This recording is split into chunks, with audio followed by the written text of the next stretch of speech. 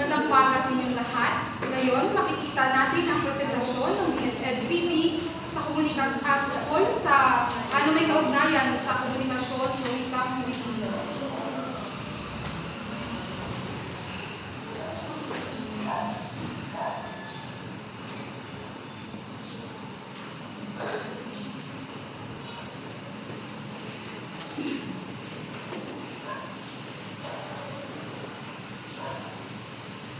Lights, camera, action.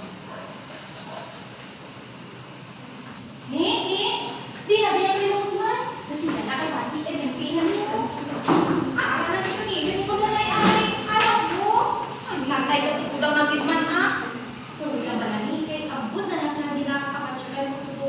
Is agad binula ko. Is agad pagbulag mo. Nagkala mo ano na. Sa iyo, page na lang na. Ano ni? Sa iyo ba doon ni? Ambot na yung ano ko wapa sa inyo Yan ay balaw na yung malakaw.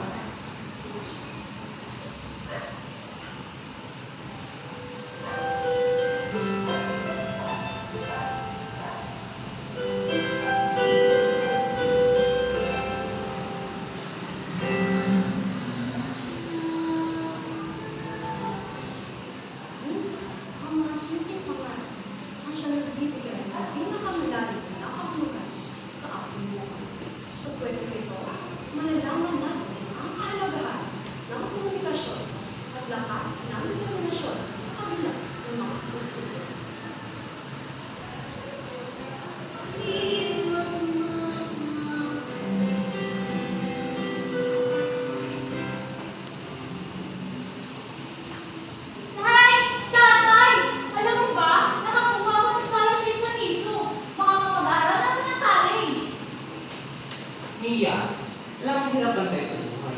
Hindi natin na magagawa ng lahat. Pero tayo, pagkatrabaho ko naman po Kaya ko na sumaya ng aral, pagtrabaho sa bukid. Gagawin ko po ang lahat. Ay nako, Mia. Bahala ka din sa buhay mo. Ang dami ko pang gagawin sa bukid. Hindi mo naman ako tinutulungan. Pero tay!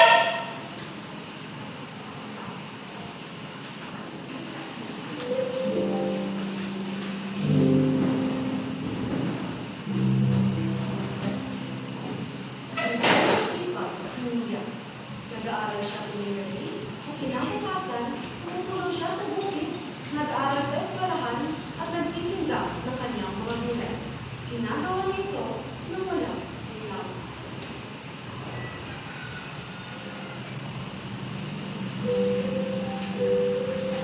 Pagod na ako. Parang hindi ko na kakayanin ito. Mia, walang pwedeng madang sa mga pangarap ko. Pero paano? Parang susumod ako. Kahit mahirap, magtatapos ka. Para sa pangarap mo at para sa tatay mo. Kaya mo yan. Kaya mo yan. Kakayanin ko. Tay, nandito na po ako. Bakit ngayon wala? Gabi na. Mas importante tumulong sa bukid kaysa pag-aaral mo yan. Tay! Bakit ko na ako pinipigailan? Ginagawa ko na ang lahat Gusto ko yung nakakaral! Gusto ko yung makapagtapos! Maliit ang pangalan ng mas mataas para sa akin!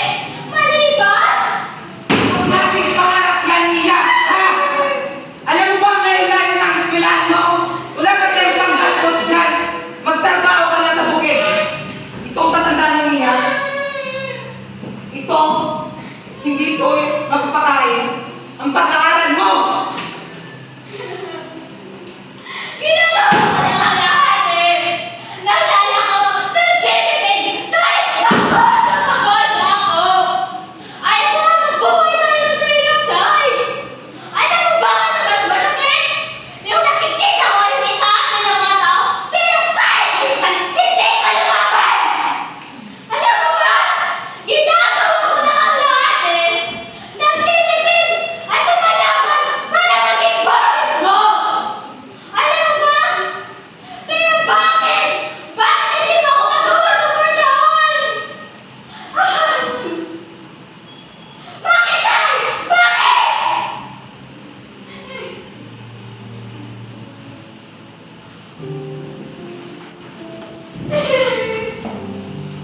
Mia, anak. kaya ito. Ito ang inisip ko. Hindi ko kayang mahirapan ka ng ganito. Tay! Mas lalo pa rin kung pinipigilan niyo ako eh! Gusto ko lang magpatunayan sa kanila na kaya natin ito sa hirap! Alam mo ba yun? Masama ba yun? Para sa atin din naman ito eh! Para magbigay ko kayo ng mas magandang kinabukasan! Yun lang yun! Tatay!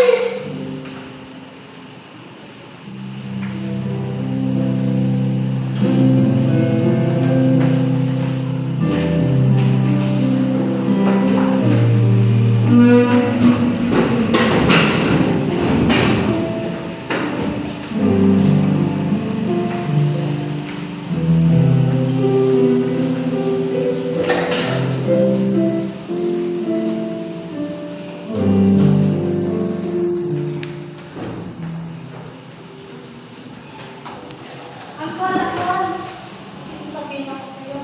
Ano yan? Bakit? Alam mo, iwan ako si Mia. Napakalis sa school mo. Tapos marami sa activity na kaya gawin. Ay, ko siya maging valedictorian sa school. Valedictorian? Oo, kayo valedictorian. Sige po, ako alas ako. Bye. Patawad mo niya. Hindi ko agad nakita ang halaga ng iyong pangarap.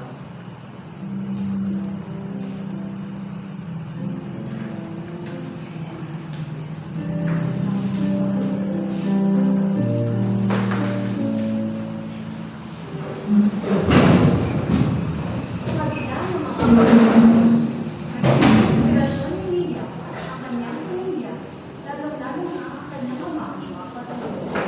Nagkaroon rin siya ng mga kaibigan at ang ito ay sumuporta sa kanya.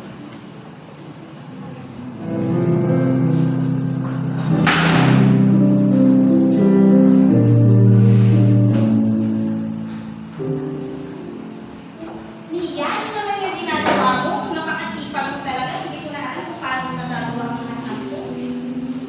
Alam mo, kahit mahirap, isip ko mo, para sa pangarap namin ni tatay. Kaya, maganda tayo sa mga tao na kaya nang bumawa sa hirap. Talaga? Oo naman. Tama na ang drama, ang dami ko pang gagawin eh. Mamaya ka na. Tulungan na nga kita dito. Baka ang dami nga eh. Talaga ba? Oo naman, kaibigan mo ko, no?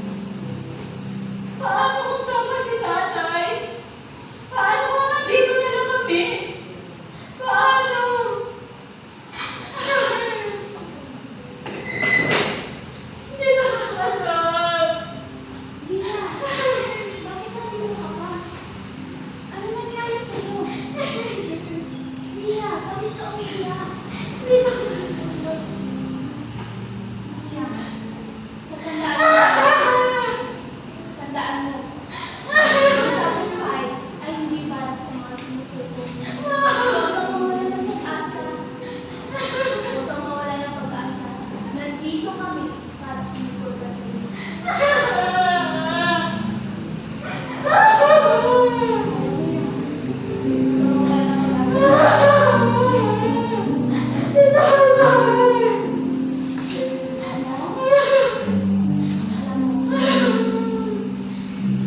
Tama na po Mariana. Halika muna. Sumama ka sa akin at ibibigay kita. Ano bang gusto mo? Ano gusto mo? Hindi kita. Kahit ano ka lang. Galiti? Mainis na.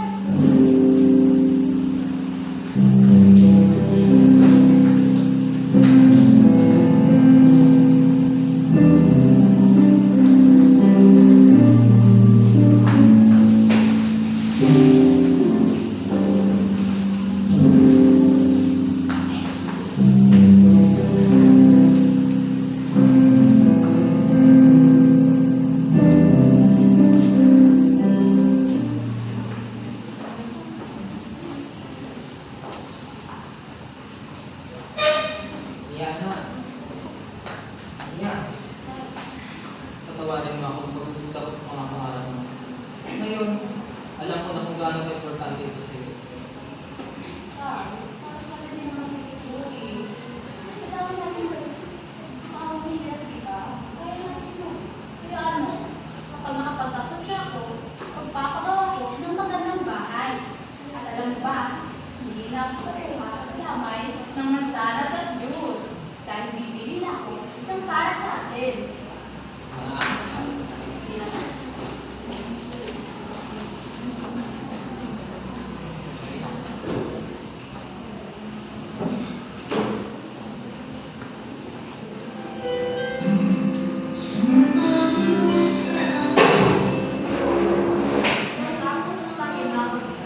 Matapos sa ilang taon ng pagsasakripisyo, nakapagtapos ng kolehiyo, simpanya at nabigyan ng trabaho.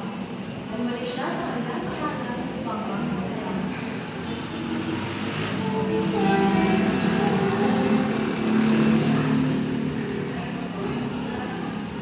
Nanay! Ito na po ang bunga ng ating mga sakripisyo. Nakapagtapos po ako ng pag-aaral at natanggap na rin po ako sa trabaho. Anak, ako dapat ang pasalamat sa iyo. Pinakita mo sa amin ng sakripisyo at ang iyong pangarap ay sabay sa atin. Sabay sa ating tagumpay. At dahil nakapagtapos na ako at may trabaho na ako, alam mo ba, hindi na maraming tubig ang instant noodles. Marami na tayong magbibili ulam at hindi na bawang sardinas ang ating iulam.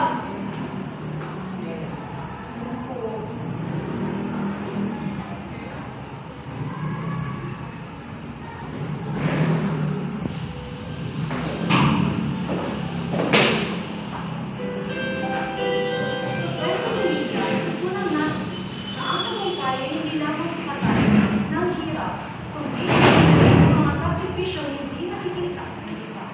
Sa bawat alitan, ang komunikasyon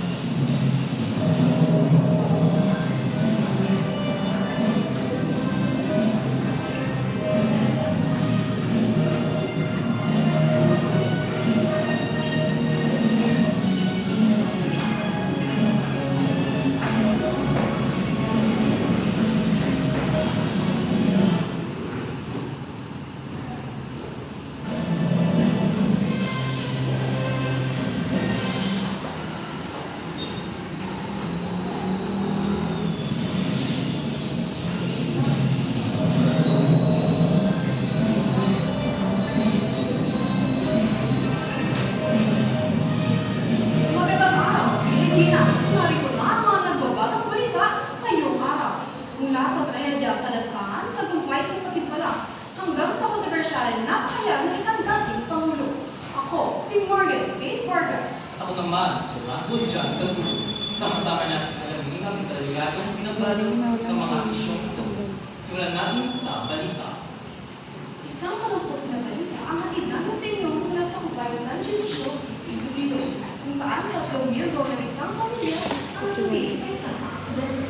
Narito si Jonathan Faith para sa balita.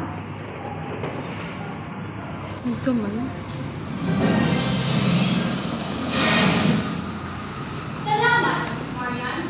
3 miyembro ng Asopra Arabic family ang pumanaw sa isang malagim na aksidente sa Cubay, San Dionisio, Iloilo.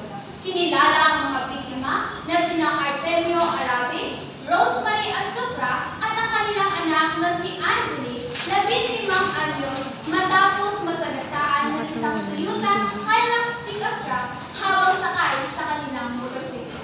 Agad silang dinala sa ospital, ngunit hindi na sila umabot ng buhay. Sa ngayon, patuloy ang investigasyon ng mga pulis upang matukoy ang sanhi ng aksidente. Nagpapatrol, Jonathan Faith Miguez, Marian. Isang malagim na trahedya para sa pamilya sa Prahalan. Nagbuong lumita. Naway magsiging paalala sa atin ang insidente ito na nagtinatay. Sa kabilang dako naman, isang bagong mukha ng ganda at talento ang mga sa harap ng publiko. Si Ali Jane mula sa Banwa na Distansya ang itinanghal bilang bilang isang Iloilo. Alamin ang kwento mula kay Isa Ibanez. Isa.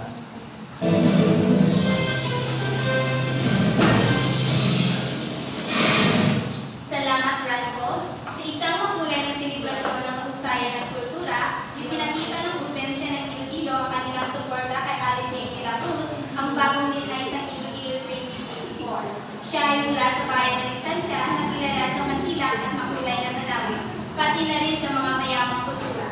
Sa harap ng mga miyembro ng kurado at libong-libong talahanga, ipinakita ni Ali Jane hindi lamang ang kanyang angking ganda, kundi maging ang kanyang talino sa pagpapakita ng husay sa iba't ibang kategorya ng kompetisyon.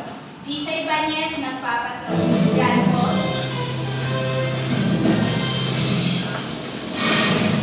Si Ali Jane de la Cruz ay isang pag-asa at siguro para sa maliwanag na naharap ng Iloilo. Naway maging inspirasyon ito sa ating mga kababayan upang mapatuloy na magsikap at mangarap.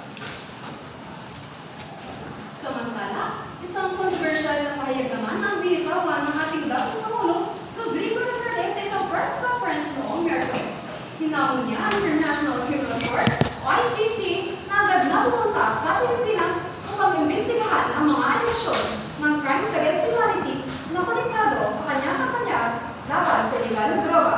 Narito muli si Jonathan Faith Miguez para sa buong detalye. Salamat, Marian. Hinamon ni dating Pangulo Rodrigo Duterte ang International Criminal Court o ICC na dumating agad sa Pilipinas at mag-imbestiga kaugnay sa kanyang administrasyon at mga alegasyon ng crimes against humanity sa ilalim ng kanyang kampanya laban sa droga. Sa kanyang pahayag, sinabi ni Duterte na handa siyang harapin ang mga epekto na magiging sasagawa ng mga epekto na isasagawa ng ICC. Sa ngayon, ayon sa kanya, kung mayroon mang ebidensyang magpapatunay ng kanyang paglabag sa batas, ay tatanggapin niya ang mga konsekwensya. Samantala, nagpahayag naman ang International Criminal Court o ICC na patuloy nilang binabantayan ang mga kaganapan ng anti-illegal drug campaign sa Pilipinas. Sinabi ng ICC na ang kanilang opisina ng taga-usig ay kasalukuyang nagsasagawa ng investigasyon kaugnay sa sistema sa bansa. Patuloy ang mga investigasyon ng ICC kaugnay sa kampanya ng dating Pangulo na ipinabahala ng maraming grupo dahil sa naiulat na extrajudicial killings. Jonathan Faith Miguez, nagpapatrol. Marian. Salamat, Patuloy na dumatalaya ang paglalakang ito at tinitingnan kung ano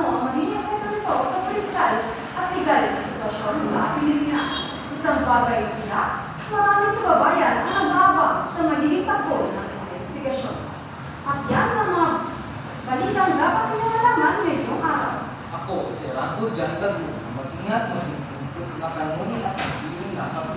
Ako naman si Morgan Ray Vargas. At ito, ang TV Control. Ang inyong babae sa bawat kwento ng Florida. Magandang araw, Pilipinas.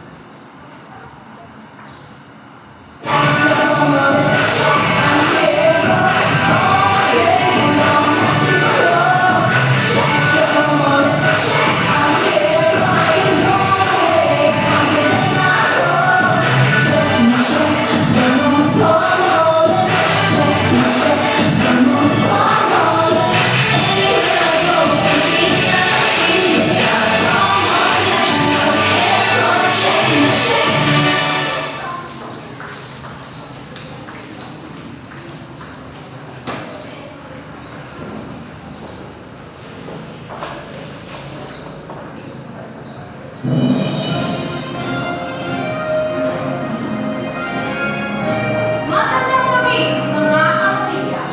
Narito ang pinakabagong ulat ngayong panahon.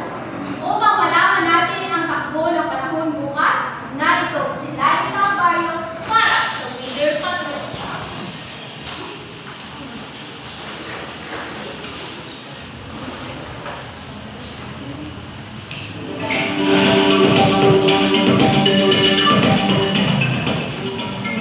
Salamat sa iyo, Jonabel.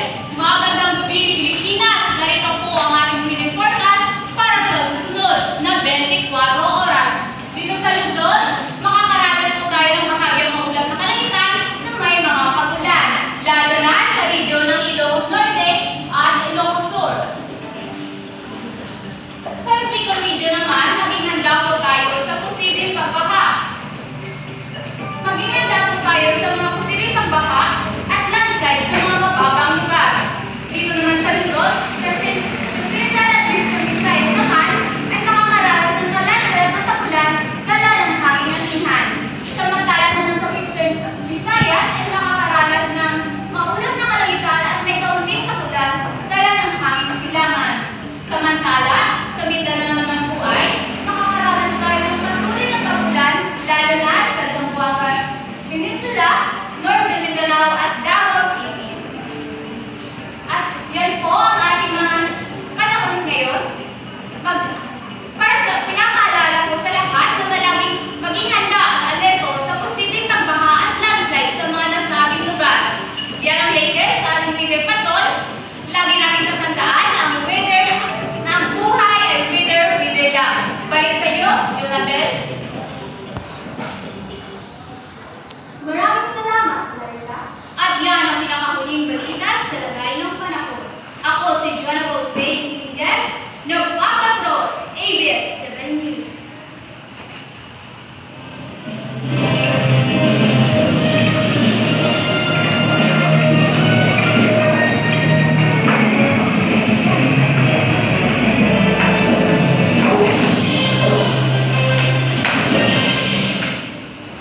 Ano to kunin? May bago din sa atin? Wala na ito. Kaya kung nanay, ikaw pala ito, hindi na pangamuhi kung pagkikip na yung mga pagkikanta din. Ay, ikaw nga, wala akong klase ka po rin sa balay. Wow, pero hindi ba nalata ka na buli? Ang dami ba? Ito, gusto mo bilang wala kasi pa yun. Ito ka naman. Kaya ito sa gym ka na.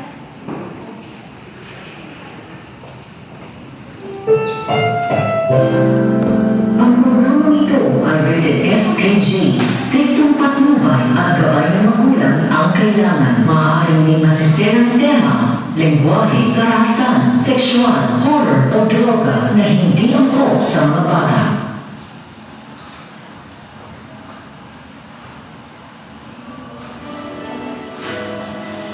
Habang ikaw ang nalito sa titig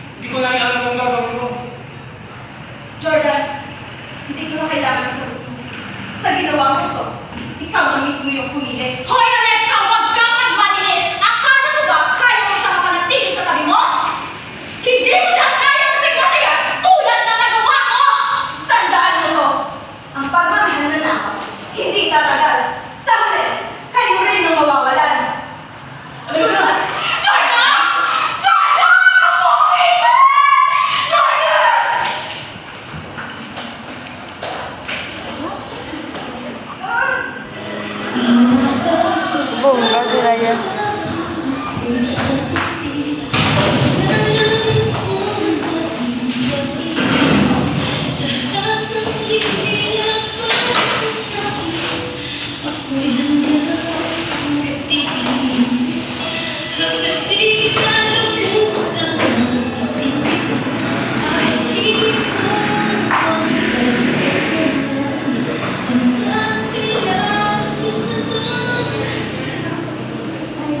mabuti ka lang ang isip.